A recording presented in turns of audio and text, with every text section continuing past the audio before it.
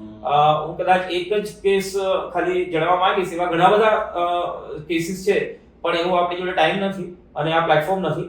તો એક છોકરી કે જે 14 વર્ષની હતી, છેલ્લા 4 વર્ષથી નહીં એ બેસી શકતી હતી, નહીં એ સૂઈ શકતી હતી, અને એવી કન્ડિશનમાં હતી કે ફેમિલીના કોઈ પણ એક મેમ્બરે કન્ટિન્યુઅસલી એને અટેન્ડ કરવું પડે એવું હતું. પણ બંને માતા પિતા ડેલી લેબર વેજીસ હતા, પૈસા હતા નહીં. સિવિલ હોસ્પિટલ્સ ગયા, પ્રાઇવેટ હોસ્પિટલ્સમાં ગયા, પણ ક્યાંય એમને કોઈ જ આશાનું કિરણ દેખાયું નહીં. કોઈક રીતે આ હોસ્પિટલ પહોંચ્યા. બીમારીમાં એવું હતું કે જન્મથી એની કરોડરજ્જુ વાંકી હતી, અને જેમ જેમ ઉંમર વધતી ગઈ વધારે ને વધારે વાંકી થતી ગઈ, વિકૃત થતી ગઈ, અને એના કારણે એની ડે ટુ ડે એક્ટિવિટીઝ કરતી એ બંધ થઈ ગઈ. એના કારણે એણે સ્કૂલ છોડી દીધી. તો એ અહીંયા પહોંચી, એનું 12 કલાક લાંબુ કોમ્પ્લેક્સ ઓપરેશન કરવામાં આવ્યું. ઓપરેશનના ખર્ચો પણ ઘણો વધારે થાય છે, એનું બીજા બધા લોજિસ્ટિક અરેન્જમેન્ટ પણ ઘણા હોય છે. પણ એ બધું કર્યા પછી જ્યારે 24 કલાકમાં એક છોકરી ચાલતી થઈ ગઈ, ત્યારે અમને લાગ્યું કે ના, ખરેખર જિંદગી બદલાઈ ગઈ છે. અને 3 મહિના પછી આજે મને કહેતા આનંદ થાય છે કે એણે હવે સ્કૂલે જવાનું ચાલુ કરી દીધું છે, પોતાનું ભણવાનું ચાલુ કરી દીધું છે. તો એ ભણી ગણીને આગળ પોતાની જિંદગીમાં કંઈક કરી શકશે, એના ફેમિલી પરથી બર્ડન ઓછું થઈ ગયું. તો આવા ઘણા બધા ઉદાહરણો છે કે જ્યાં લોકોની જિંદગી બદલાઈ ગઈ છે. તો અમને પ્રાઉડ છે અને ગર્વ છે યુએનએમ ચિલ્ડ્રન હોસ્પિટલના માધ્યમથી આ જર્નીનો પાર્ટ બનવા માટે. My God, this is seriously sir amazing. કોઈક વ્યક્તિની જિંદગી આવી રીતે બદલી નાખવી, કારણ કે કોઈ મા બાપ માટે કેટલી મોટી વાત હશે જ્યારે એની દીકરીને આવી રીતે તડપતા જોતા હશે. કારણ કે જે બાળકને એમણે પેદા કર્યું હોય, આ દુનિયામાં લાવ્યું હોય, એમની પાસે કેટલી આશાઓ બંધાઈ હોય. આખી જિંદગી લગભગ કેટલા મા બાપો તો એટલે જ કમાતા હોય કે દીકરીના લગ્ન કરાવી શકે, અને એમાં જો દીકરીને મોટી થતા જ ના જોઈ શકતા હોય તો એ પરિસ્થિતિ બહુ અદ્ભુત કહેવાય. અને એને તમે ખરેખર બહુ અદ્ભુત રીતે બદલી કાઢી કે દીકરી આજે ભણી પણ શકે છે, એમના માતા પિતા સાથે ખુશ પણ છે, અને એ પણ એવી સિચ્યુએશનમાંથી લાવીને કે જેમાં દરેક હોસ્પિટલો, ઘણી હોસ્પિટલો ટ્રાય કરી ચૂકી અને એનું રિઝલ્ટ નહીં મળ્યું. That's really amazing sir. ક્યાં વાત છે. આ વાત સાંભળી અને મને એક વાત તમને કહેવાનું મન થાય છે કે તમારા ધ્યાનમાં આવા કોઈ પણ લોકો હોય જે લોકોને ખરેખર સારવારની જરૂર છે. અમારી અહીંયા તમને રિક્વેસ્ટ નથી કે તમે અહીંયા આવીને પૈસા આપીને હોસ્પિટલને કમાવા દો. તમારી પાસે રિક્વેસ્ટ છે કે તમે વગર પૈસે નિઃશુલ્ક આ હોસ્પિટલમાં આવો અને તમારી અગર જરૂરત છે તો એ જરૂરતને પૂરી કરો. કારણ કે હમણાં સર થોડા દિવસ પહેલા જ મને એક કોલ આવ્યો હતો, અને એમનું કહેવાનું એમ હતું કે આના દીકરો છે ને એના દીકરાને આંતરડાનો કંઈક પ્રોબ્લેમ છે, એનું આંતરડું આખું બહાર છે, તો દાન તમે કરો. એટલે મને થયું કે ભાઈ હવે આટલી જરૂરતમંદ છે તો કરવું જોઈએ આપણે. પણ ત્યારે મારા માઇન્ડમાં આ થોટ હતો કે કદાચ કોઈ એવી હોસ્પિટલ મળી જાય મને કે જ્યાં એક માણસના દાન લેવાની જરૂર ના પડે અને હોસ્પિટલ સુધી એવું પહોંચતું જ હોય જેનાથી એ વ્યક્તિને ડાયરેક્ટ ઇલાજ મળી જાય, તો આ કેટલું સરળ થઈ જાય. અને આ ખરેખર હવે સરળ કરી નાખ્યું તમે. તો હવે હું પણ લોકોને રેફર કરીશ ને તમે પણ કરી શકો છો કે હોસ્પિટલમાં કેમ તમારા બાળકે આવવું જોઈએ. વાહ.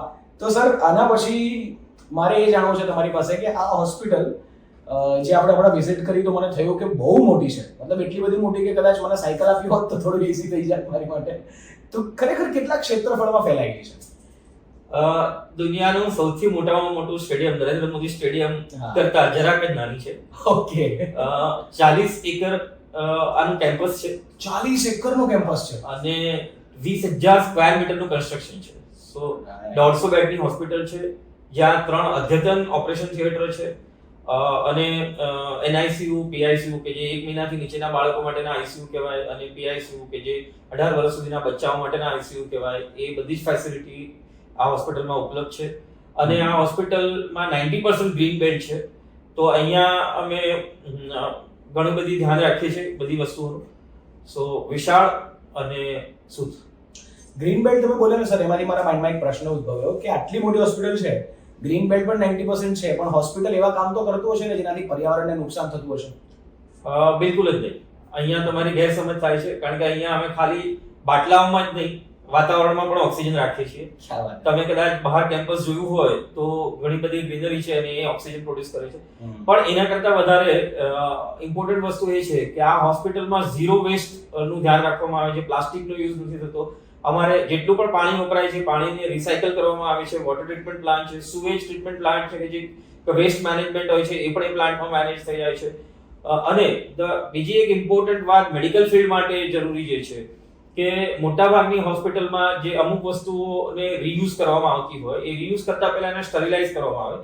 તો સ્ટરીલાઇઝેશન માટે મોટાભાગની હોસ્પિટલ ETO મશીન કે ઇથિલિન ટ્રાયોક્સાઇડ ગેસ જેમાં વપરાય એ મશીન વાપરતા હોય છે. ઘણું સસ્તું આવે છે રિલેટિવલી, અને પણ એની સાઈડ ઇફેક્ટ એ છે કે કાર્સિનોજેનિક ગેસ બહાર નીકળતો હોય છે, ઇવન એ એટમોસ્ફિયરમાં જાય છે, પણ એ પણ ન થઈ શકે એના માટે અમે એ મશીનને નથી વાપરતા અને એનાથી 15 થી 20 ગણું મોંઘું જે મશીન આવે છે પ્લાઝમા સ્ટરીલાઇઝેશન માટે, એ મશીન અમારે ત્યાં છે રીયુઝ વસ્તુઓને સ્ટરીલાઇઝ કરવા માટે, અને any day to day cycle cost પણ ETO કરતા ઓલમોસ્ટ 20 to 25 ટાઈમ્સ કોસ્ટ આવે છે.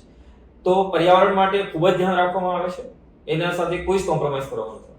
આ કદાચ કોઈ મેડિકલ ફિલ્ડ થી હશે તો સમજશે ETO, મને તો નથી ખબર શું છે, પણ મને એટલી સમજ પડે છે એક ગુજરાતી તરીકે કે કોઈ માણસ બિઝનેસ કરતું હોય અને ત્યારે 15 થી 20 ગણી વસ્તુ મોંઘી પણ લાગે અને એના પછી ડેલી રૂટીનમાં પણ એ વસ્તુ મોંઘી પડે, તે છતાં એને વાપરે ફક્ત એક કારણથી કે દુનિયા બચાવવાની છે, પર્યાવરણનું રક્ષણ કરવાનું છે.